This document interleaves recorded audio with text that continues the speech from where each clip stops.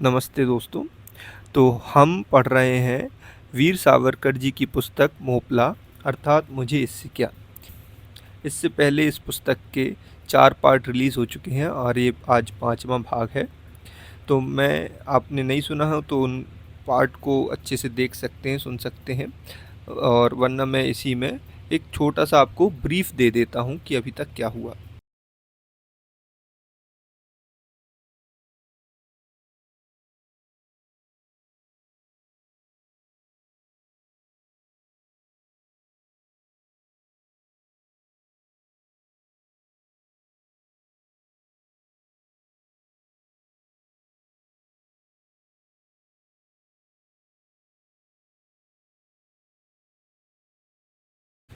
तो मोपला एक कहानी है केरल के मालाबार प्रांत की, जहाँ मोपला मुसलमान रहते थे।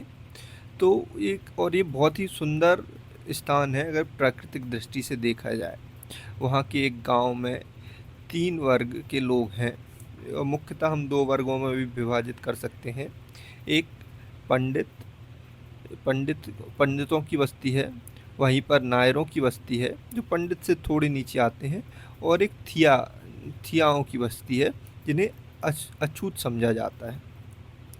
तो ये सामाजिक स्थिति है उस गांव की, और उस भेदभाव का किस प्रकार से मुसलमानों ने, मोपलाओं ने फ़ायदा उठाया, ये आपको जानने को मिलता है। उसके बाद क्या होता है कि खिलाफत आंदोलन के नाम पर हिंदुओं से कहा जाता है कि वो मुसलमानों का साथ दें। खिलाफत आंदोलन बेसिकली खलीफा के लिए आंदोलन था, लेकिन भारत में इस प्रकार से, इस ढंग से प्रचार किया गया कि यह अंग्रेज़ों के खिलाफ आंदोलन है। और उस आंदोलन में हिंदुओं से कहा गया कि वो मुसलमानों का साथ दें धन की दृष्टि से, क्योंकि मुसलमान बहुत गरीब हैं और इससे क्या होगा कि हिंदू मुस्लिम एकता बढ़ेगी। इस प्रकार के तर्क दिए गए।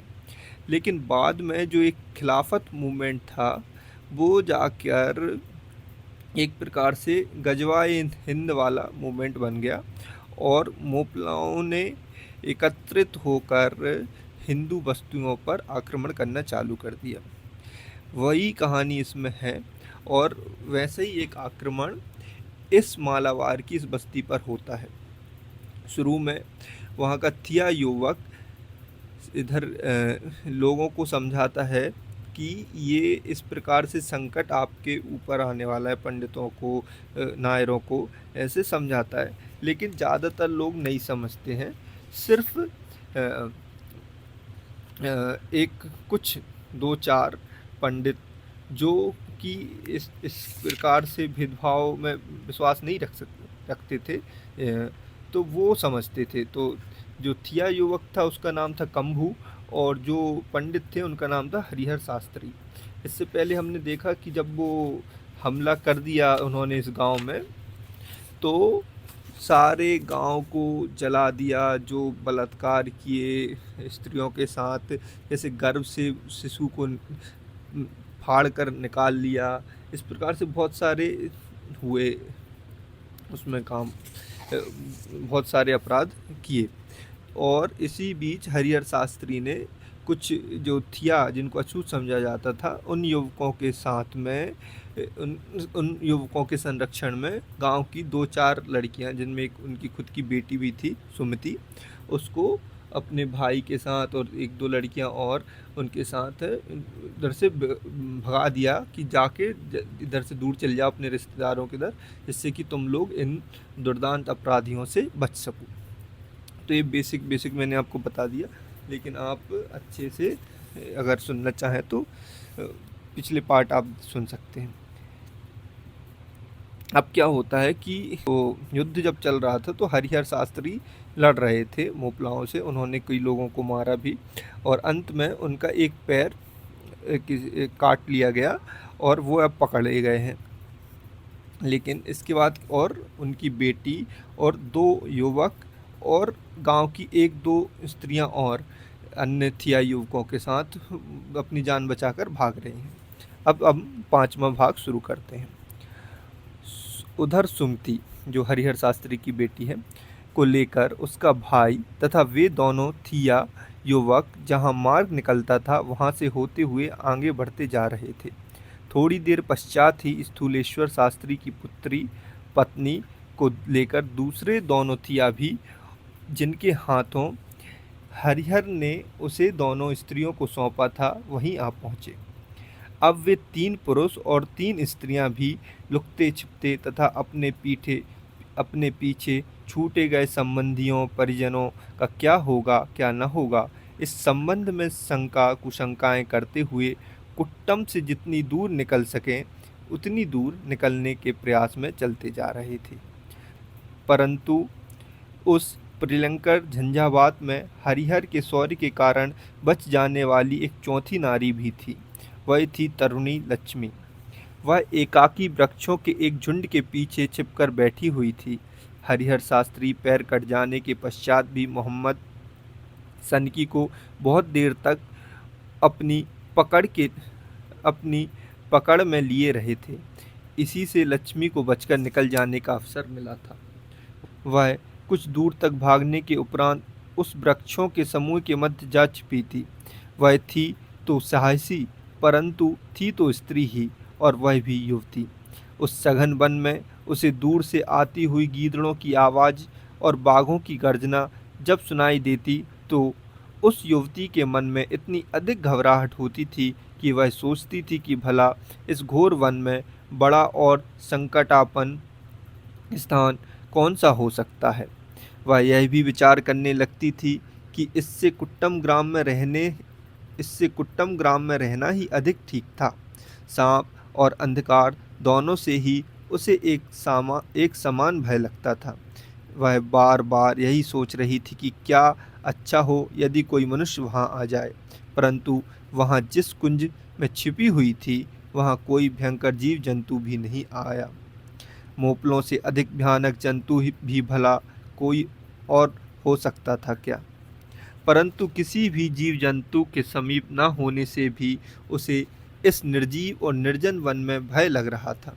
अपने परिजनों की गोदी और कंधों पर चढ़कर खेलने वाली वह लक्ष्मी यद्यपि बहुत अधिक भयभीत हो गई थी, परंतु फिर भी किसी प्रकार उसने धीरज धरा और वहीं रात काट दी।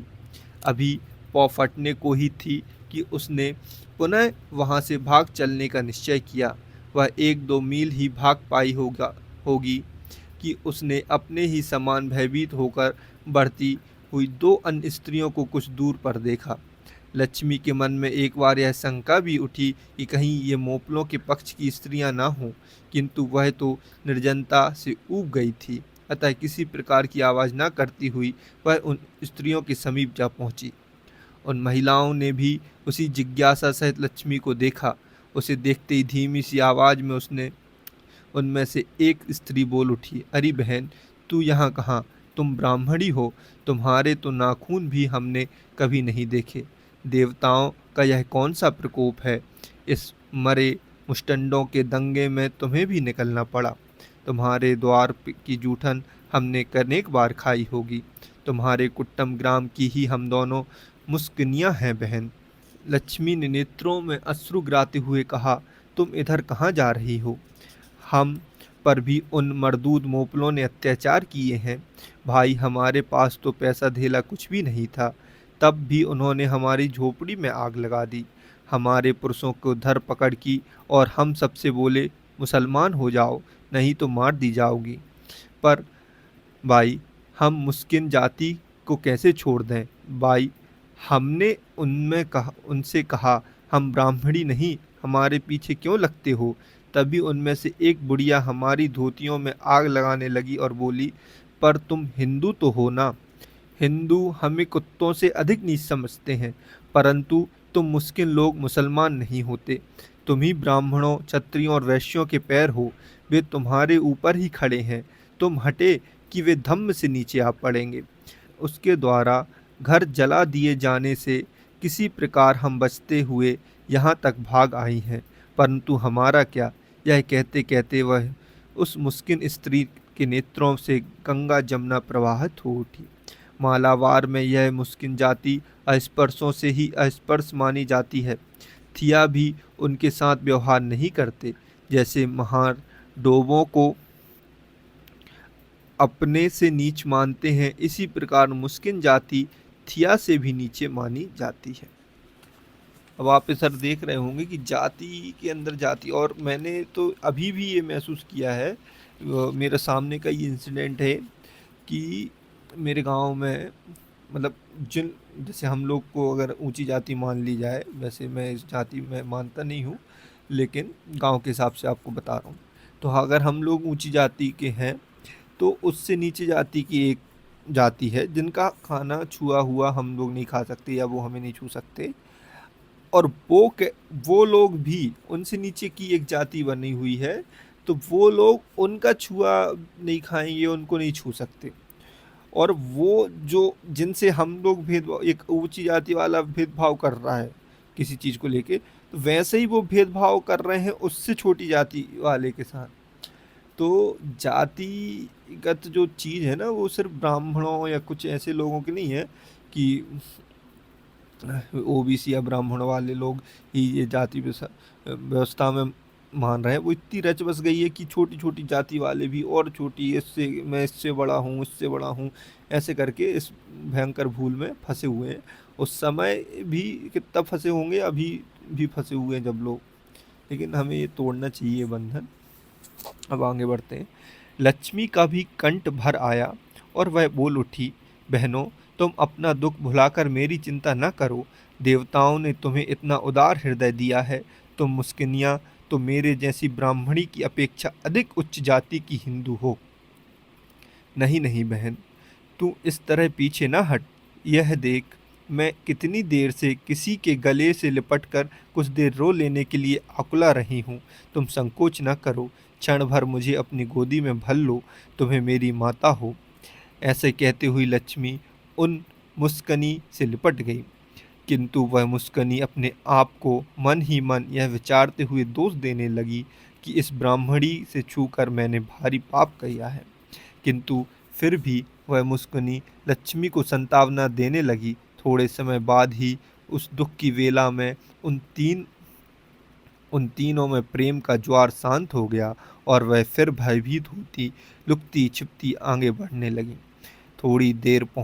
थोड़ी दूर पहुंचने पर ही उन्हें अपने ग्राम का विष्णु नायर नामक एक व्यक्ति दूरी पर जाता हुआ दिखाई दिया।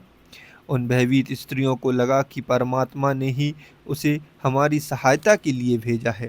वे बड़ी आशा सहित उसके पास पहुंची। उसे देखते ही विष्णु नायर की भुटकी तन गई, मानो वह अपने आप से ही कह उठा, मैं तो अपने को ही ज्यों त्यों बचा पाया हूँ, ये कहाँ से गले पड़ गई। वह बोल उठा, मेरे पास क्या धरा है, यहाँ क्यों आई हो। मस्कुनी हाथ जोड़कर बोली, आप नायर लोग अपने आप को छत्री कहलवाते हैं, हम अवला हैं, हमारा दूसरा कोई भी नहीं। इस ब्राह्मणी की मौसी का ग्राम यहाँ से 2 कोस ही दूर पर है, इसे वहाँ तक पहुँचा दीजिए। मोपलों ने रास्ता रोका हुआ है, इसलिए हमें डर लग रहा है। परंतु तुम्हारी जाति क्या है? नायर बोला। मस्कुनी डोम बाबा, और तू मुझसे 200 फुट दूर न रहकर बात कर रही है। राक्षसनी, मेरा धर्म डूब गया। जानती नहीं मैं क्षत्रिय हूँ, धर्म के लिए तो हम अपने प्राणों की चिंता नहीं करते। ऐसा कहते हुए वह स्त्री की छाया अपने ऊपर पड़ जाने से क्रुद्ध होने वाले उस क्षत्रिय ने उस अस्पर्श वृद्धा को तड़ाक से धक्का दे दिया। उसकी पुत्री सहसा ही रो पड़ी। तब लक्ष्मी क्रोध और दया से लाल हो गई और गरज उठी, अरे विष्णु, इस बेचारी अछूत नारी पर तो तू पराक्रम दिखा रहा है, और वे तेरे बाप, वे मुसलमान मोपले तेरे घरों की महिलाओं पर, तेरे देवालयों पर अत्याचार कर रहे हैं, उनको अपना यह पराक्रम क्यों नहीं दिखाता। उसके भय से तो तू किसी नपुंसक के समान अपने प्राण बचाकर भागा जा रहा है।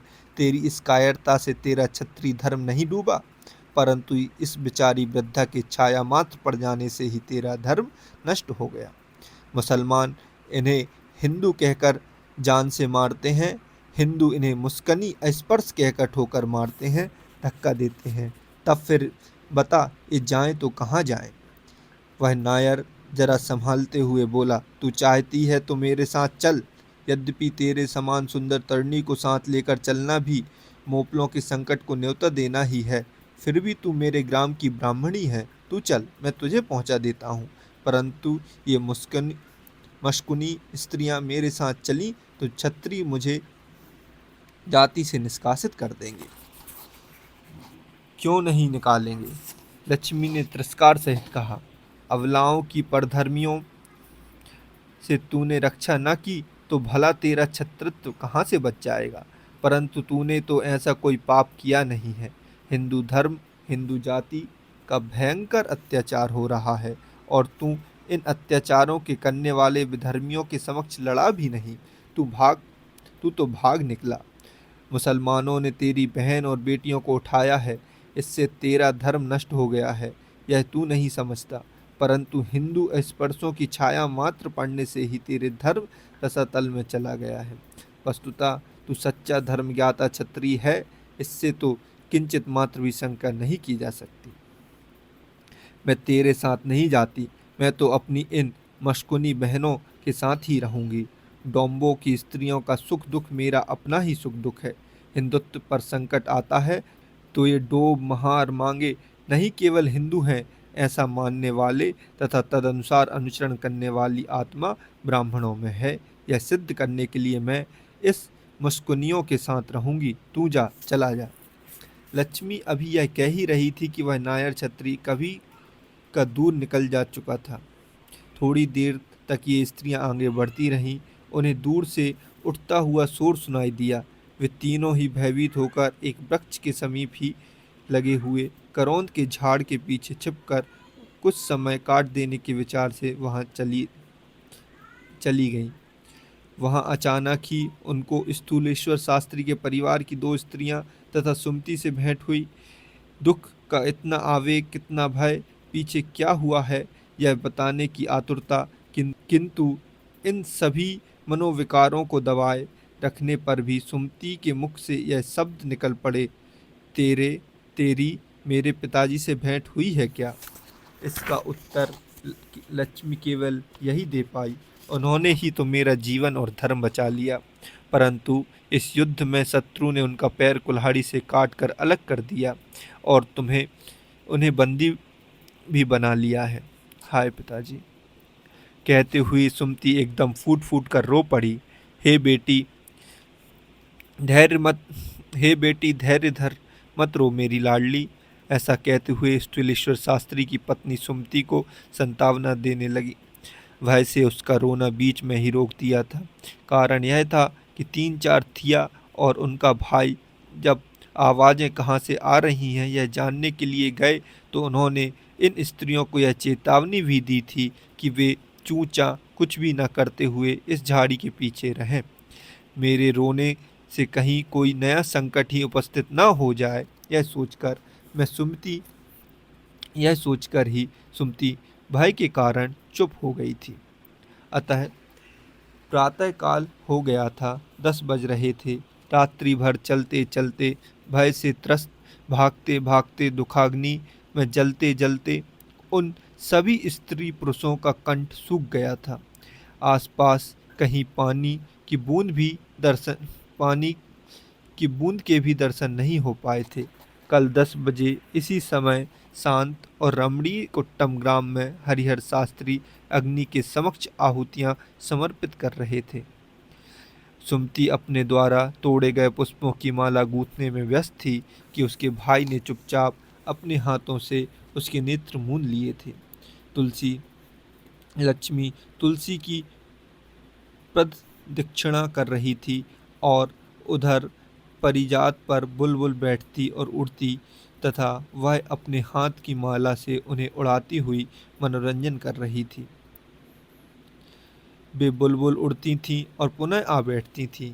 वह मुस्कुनी तरनी अपनी बहन के समक्ष गीत गाती हुई कह रही थी, चोटी कर बेपी घाल, बेपी छाल, मालती के फूल डाल, ससुराल चाल। धूलेश्वर शास्त्री की पुत्री ससुराल में पहली बार आई, अपनी प्रिय बहन से प्रेम के अतिरेक में कह रही थी, क्या करूं मैं, क्या करूं मेरी बहन। और वह वृद्ध मुस्कुनी अपने गृह आंगन में लगी हुई साग सब्जियों में से अपनी मनपसंद कोई सब्जी तोड़ती हुई कह रही थी, यह भाजी मेरे बच्चों को बहुत पसंद है। अच्छा, इसे तो मैं अब कल ही तोड़ूंगी। अभी 24 घंटे ही बीते होंगे, 10 ही तो बजे हैं, किंतु ये सब आज क्या कर रहे हैं, यह कोई भयंकर कल्पना नहीं, अब तो एक सत्य अनुभूति है। उन्हें तो इतना भयंकर अत्याचार सहन करना पड़ रहा है कि वे जो इस भयंकर पीड़ा से त्रस्त हैं, भला उन्होंने ऐसा कौन सा पाप किया है, कौन सा अपराध हो गया है उनसे। यही ना कि उन्होंने हिंदू समाज में जन्म ग्रहण किया और वे हिंदू ही रहने के इच्छुक हैं। व्यक्तिगत रूप से वह इतनी ही तो इनकी इच्छा है, किंतु सामाजिक दृष्टि से स्थिति क्या है, यह कितना बड़ा अपराध है कि उनका अपना हिंदू समाज असंगठित है और उसमें से परस्पर इतना अधिक असहयोग। यह समाज जो बालू के कणों के ढेर के समान है, जो केवल पूर्वजों के पुण्य कर्मों के अवशिष्ट अंश के कारण ही एक समाज के रूप में विद्यमान है, परंतु अवशिष्ट पापों के प्रति क्षण विसंकलित होते जा रहे हैं, छिन्न भिन्न होते जा रहे हैं। अब यह शोरगुल कैसा है, यह जानने के लिए गए हुए वे पुरुष वापस लौट आए थे। यह शोरगुल शत्रुओं द्वारा ही किया जा रहा था। कारण यह था कि जिस मार्ग पर ये सब चले जा रहे हैं, उसी मार्ग से मोपलों की दूसरी बड़ी टोली हिंदुओं की मृगया करती हुई आ रही है। इस संकट को देखते ही वे पुरुष भयभीत हो उठे थे तथा इस चिंता से ग्रस्त हो उठे थे कि अब क्या होगा। इस भयंकर संकट का सामना करने और आत्मरक्षा का मार्ग खोजने में ही उनकी संपूर्ण शक्ति लग रही थी।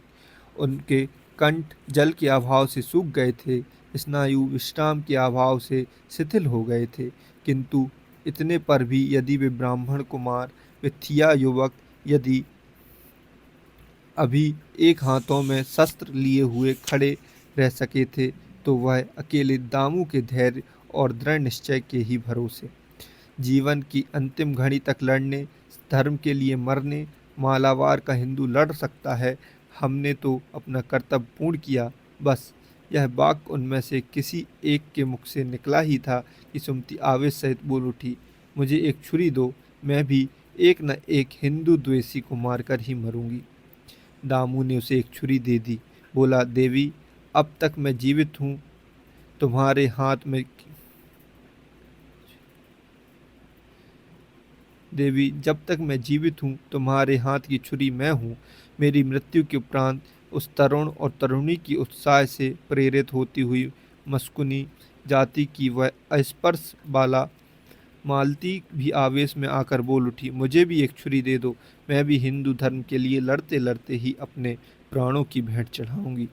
दामू ने उसे एक और छुरी दे दी, परंतु वह उस छुरी को अपने हाथों में नहीं पकड़ रही थी।